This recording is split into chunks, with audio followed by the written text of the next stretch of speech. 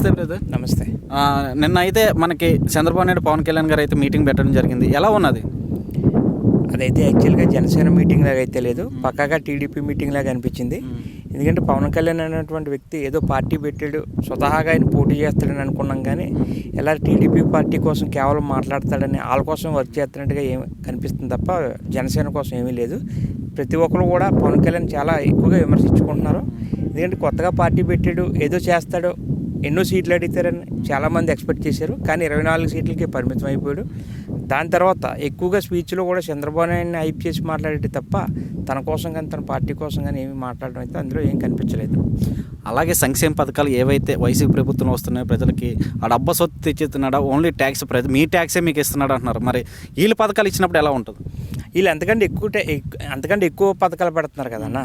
కానీ అట్లా జనాలు నమ్మే పొజిషన్లు అయితే ఎవరు లేరు. ఎందుకంటే ఈరోజు ఏదైతే జగన్మోహన్ రెడ్డి ఇస్తున్నాడో అటువంటి పథకాలన్నీ కూడా మ్యాక్సిమం ప్రతి ఒక్కరికి డోర్ టు డోరు అందుతున్నాయి.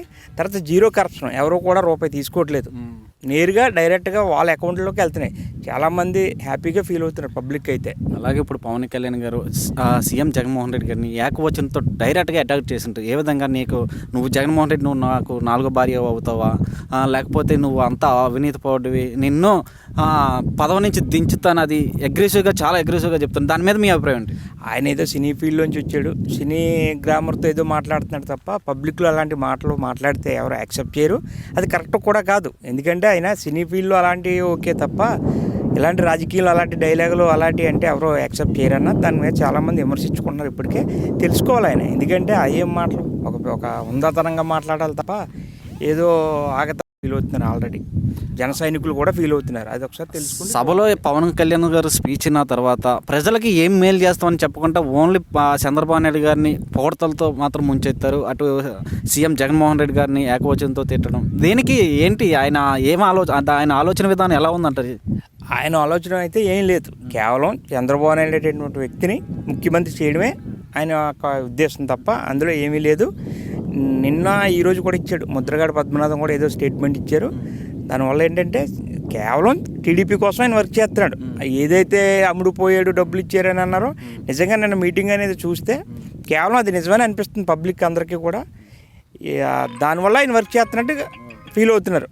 అది ఫైనల్గా ఆయన నమ్ముకున్న జన సైనికులకి ఏం సమాధానం చెప్పదలుచుకున్నారు పవన్ కళ్యాణ్ గారు? ఆయన అభిప్రాయం ఏంటి? పార్టీ మొత్తం కూడా టీడీపీ కొరకు పనిచేస్తుందని అనుకుంటున్నారు. అందుకంటే ఏం లేదు, చాలామంది పార్టీ కోసం కష్టపడి సీట్లు వస్తాయని ఎక్స్పెక్ట్ చేసిన వాళ్ళందరూ కూడా డిసప్పాయింట్తో ఉన్నారు. 23-24 సీట్లకే పరిమితం అయిపోయాడు. ఏ సీట్లు వస్తాయని ఇంకైతే రావు. ఇంకా దానికోసం అయితే ఇంకా మరి చెప్పుకోవాల్సింది ఏమీ లేదు. రేపు ఏదైనా ఉన్నా సరే మళ్ళీ జగన్మోహన్ రెడ్డి వస్తాడు, ఇదైతే తథ్యం. ఓకే.